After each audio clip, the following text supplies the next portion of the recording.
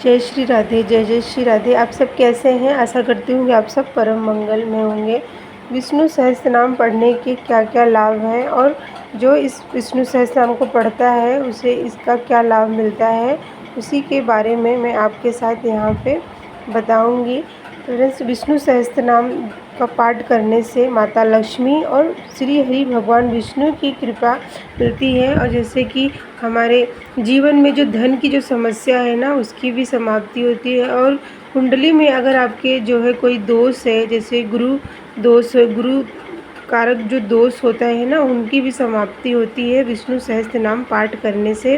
और जो व्यक्ति इस पाठ को करता है उसके जीवन में खुद इसका अनुभव, वो खुद जब धीरे धीरे इसका पाठ करेंगे तो उन्हें खुद इस चीज़ का अनुभव होने लगता है। और फ्रेंड्स, विष्णु सहस्त्र नाम का पाठ करने से ना जो है सबसे बहुत कि हमें श्री नारायण भगवान की कृपा मिलने लगती है, क्योंकि हम विष्णु भगवान और माता लक्ष्मी को प्रसन्न करने के लिए हम अनेक जो है व्रत पूजा करते हैं। तो हमें अगर हम इस पाठ करते हैं ना, तो इससे ना हम पे जो है लक्ष्मी और विष्णु जी की कृपा होती है।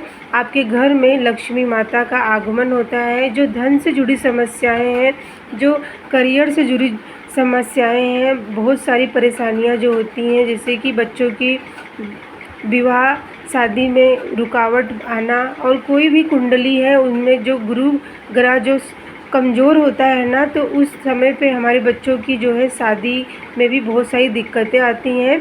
तो अगर कोई भी जो इस तरह का कोई दिक्कत है, अगर वो व्यक्ति इसका पाठ करता है तो उसे इसका विशेष करके फल मिलता है। लेकिन इसका पाठ अगर आप करते हैं तो आपको एक दिन में नहीं, एक महीने में भी नहीं, कुछ समय लगते हैं। आप जिस तरह से आप उसको पाठ करते जाएंगे ना, आपके जीवन से वो समस्याएं भी धीरे धीरे समाप्त होती हैं। लेकिन आपको इसका लाभ ज़रूर से मिलता है।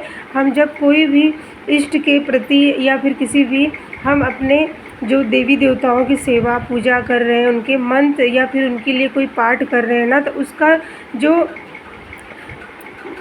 मतलब धीरे धीरे ही उसका हमें लाभ होता है। तुरंत ही किसी भी पूजा का, किसी भी चीज़ का हमें लाभ नहीं होता है। तो आप इस पाठ को अगर आप शुरू करते हैं करने के लिए, तो ये बहुत ही शुभ होता है और इससे आपके जीवन में कई तरह के लाभ आपको खुद देखने को मिलता है। क्योंकि विष्णु भगवान की कृपा पाने का ये बहुत ही सरल और बहुत ही चमत्कारिक पाठ है, क्योंकि इनमें विष्णु जी के 1000 नाम का उल्लेखन किया गया है। जब उनके 1000 नामों का हम जो है उल्लेख करते हैं, तो इससे विष्णु भगवान और माता लक्ष्मी की कृपा होती है। तो फ्रेंड्स, यहाँ पे अब ये बात आती है कि इसको पाठ कब से करना चाहिए। तो आप किसी दिन से भी इस पाठ को शुरू कर सकते हैं। गुरुवार का दिन जो होता है वो नारायण विष्णु भगवान का वार होता है, और अगर आप गुरुवार के दिन से इस पाठ को शुरू करते हैं तो बहुत ही अच्छा शुभ होता है। और इसका पाठ हमेशा कहते हैं सुबह सवेरे ही करना चाहिए, लेकिन अगर आपके पास सुबह का समय नहीं है तो आप इसका पाठ संध्या के समय करें। आप एक बार फिर से शुद्ध हो जाएं, मतलब शुद्धता का इसमें विशेष ध्यान करना होता है। तो आप अपने शरीर से, मन से शुद्ध रहें, एक कपड़े बदल लें या फिर स्नान कर लें। उसके बाद आपको सामने भगवान विष्णु की फ़ोटो मूर्ति हो, नहीं तो एक दीपक और जल और थोड़े से प्रसाद में आपको जो है चना गुड़ या फिर पीली मिठाई आपको रख के आपको भगवान विष्णु जी का ध्यान करते हुए इसका पाठ करना चाहिए। आप जब इस पाठ को शुरू करें तो आपको सबसे पहले अपने जो है गणेश जी का ध्यान करना चाहिए, 5 देवों का हमें ध्यान करना चाहिए। उसके बाद आपको जो है इस पाठ को शुरू करें। आपको धीरे धीरे, इस संस्कृत में है तो आपको बहुत कठिन लगेगा, लेकिन अगर आप पास में कोई भी मोबाइल पे चला के आप जब जो अक्षर हैं संस्कृत में उनको देखते हुए आप उसी तरह से बोलने का प्रयास करेंगे ना, जैसे वो मंत्र बोले जाते हैं, तो आपको धीरे धीरे इसको पढ़ना भी आ जाएगा। क्योंकि ये संस्कृत में है तो इसीलिए पाठ करते समय हमें ये भी ध्यान देना चाहिए, कोई भी मंत्र आपका गलत नहीं होना चाहिए।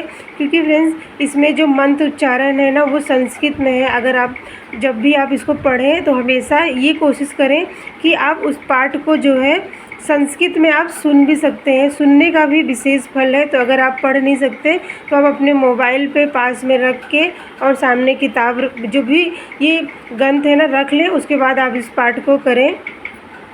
और जब आप पाठ करते रहेंगे ना तो आपको फ्रेंड्स इसका अनुभव होगा कि आपके घर में जो समस्याएं हैं, जो परेशानी है, चाहे वो आपके बच्चों के, आपके घर में कोई भी परेशानी है या नौकरी में कोई भी परेशानी है ना, इससे आप अनुभव करेंगे कि आपके घर में सबसे पहले लक्ष्मी माता का आगमन होता है।